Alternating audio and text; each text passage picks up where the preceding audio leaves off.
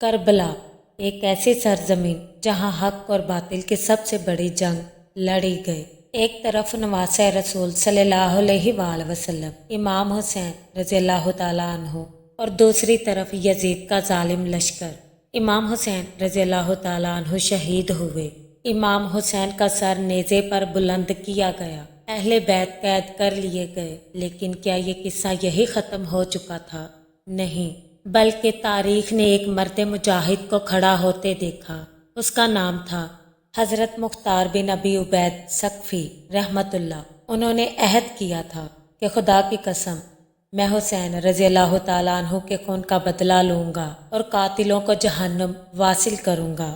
آئیے آج اس ایمان افروز انتقامی جد و جہد کو جانتے ہیں مکمل تفصیل کے ساتھ۔ حضرت مختار ثقفی رحمۃ اللہ واقع کربلا 10 محرم 61 ہجری کے دوران کوفہ میں قید تھے، جہاں انہوں نے امام حسین علیہ السلام اور ان کے اہل بیت کو شہید کرنے والے ظالموں سے انتقام لینے کا عہد کیا۔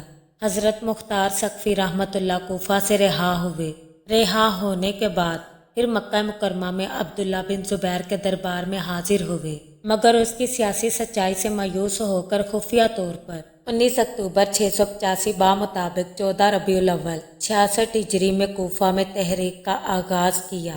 اس تحریک کا مقصد صرف امام حسین رضی اللہ تعالیٰ عنہ کا بدلہ لینا اور ان قاتلین کو سزا دینا اور علی بن حنفیہ کے مقدمے میں خلافت کا قیام کرنا تھا۔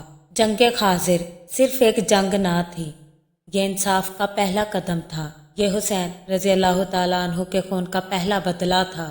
یہ ظالموں کو پیغام تھا کہ کربلا کے بعد بھی کوئی حسین رضی اللہ تعالیٰ عنہ کے لیے لڑنے والا باقی ہے۔ کربلا کے بعد حضرت مختار ثقفی رحمۃ اللہ نے کوفہ میں حکومت قائم کی اور امام حسین رضی اللہ تعالیٰ عنہ کے قاتلوں سے بدلہ لینے کی مہم شروع کی۔ انہوں نے ابراہیم بن مالک اشتر کو لشکر کا سالار بنایا اور اسے حکم دیا کہ ابن زیاد کو اس کے انجام تک پہنچاؤ۔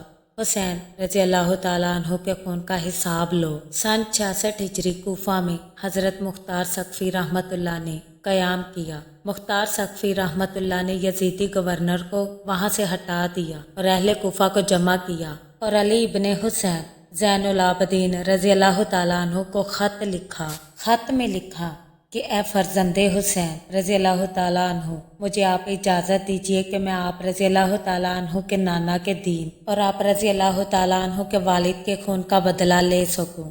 حضرت زین العابدین کی طرف سے اجازت پاتے ہی مختار ثقفی رحمۃ اللہ نے اہل بیت کے چاہنے والوں کو اکٹھا کیا، عدالت قائم کی اور قاتلوں کی ایک لسٹ تیار کی۔ عمر بن سعد یہ وہی شخص ہے جس نے امام حسین رضی اللہ تعالیٰ عنہ کے قتل کا حکم دیا تھا۔ مختار کے سپاہیوں نے اسے قتل کر دیا اور اس کا سر نیزے پر بلند کیا۔ شمر بن ذی الجوشن حضرت علی رضی اللہ تعالیٰ عنہ کا دشمن، امام حسین رضی اللہ تعالیٰ عنہ کا قاتل، مختار ثقفی رحمۃ اللہ نے گرفتار کر کے اسے جہنم واصل کیا۔ حرملہ بن کاہل جس نے حضرت علی اصغر رضی اللہ تعالیٰ عنہ کو تیر مارا تھا، مختار نے اسے آگ میں زندہ جلا کر بدلہ لیا۔ سنان بن انس جس نے امام حسین رضی اللہ تعالیٰ عنہ کا سر کاٹا، مختار نے اسے اسی تلوار سے مارا جس سے اس نے ظلم کیا تھا۔ مختار کے سپاہی قاتلوں کو گرفتار کرتے، ان کے جرم سنتے اور پھر سزا دیتے اور پھر وہ سر نیزے پر بلند کر کے عوام کو دکھاتے کہ یہ دیکھو حسین کے قاتل کا انجام۔ ناظرین، 67 ہجری کو جب یزیدی جرنیل عبید اللہ بن زیاد نے مختار کی تحریک کو کچلنے کے لیے حملہ کیا تو ابراہیم بن مالک اشتر حضرت مختار کے سپہ سالار بنے۔ اس وقت شدید جنگ ہوئی۔ ابن زیاد کی فوج تعداد میں بہت زیادہ تھی، لیکن ان کے دلوں میں ایمان نہیں تھا۔ حضرت مختار ثقفی رحمۃ اللہ کی فوج تعداد میں بہت کم تھی، لیکن ان کے دلوں میں ایمان کا جذبہ تھا، اسی لیے آپ دشمنوں پر غالب آ گئے۔ آخر کار ابن زیاد کو قتل کر دیا گیا، اس کا سر کاٹ کر کوفہ لایا گیا اور اہل بیت کے چاہنے والوں کو دکھایا گیا۔ ناظرین، جب اہل بیت کو قید کر کے یزید کے دربار میں لایا گیا تھا تو امام زین العابدین کے سامنے امام حسین، حضرت عباس، حضرت قاسم، علی اکبر اور دیگر شہداء کے سر تشت میں رکھے گئے۔ امام زین العابدین رضی اللہ تعالیٰ عنہ کی آنکھوں سے آنسو بہہ نکلے۔ حضرت زینب رضی اللہ تعالیٰ عنہا نے یزید کے دربار میں پھر وہ تاریخی خطبہ دیا جس نے شام ہلا دی۔ حضرت زینب رضی اللہ تعالیٰ عنہا کہنے لگیں، اے یزید، تو نے ہمیں قید کیا، ہمارے سروں کو نیزوں پر چڑھایا، لیکن ایک بات یاد رکھنا، تم مٹ جائے گا اور حسین کا نام باقی رہے گا۔ یزید شرمندہ ہوا مگر ظالم تھا، لعنت کا مستحق تھا۔ حضرت مختار رحمت اللہ نے اہل بیت کے قاتلوں کو عبرتناک موت دی۔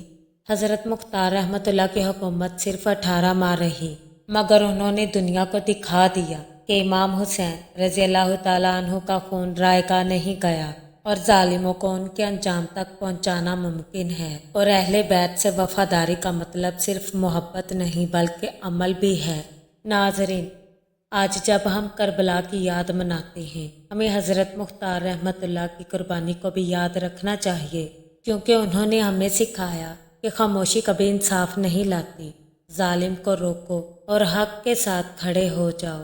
ناظرین، ویڈیو کو لائک، شیئر اور چینل کو سبسکرائب ضرور کریں۔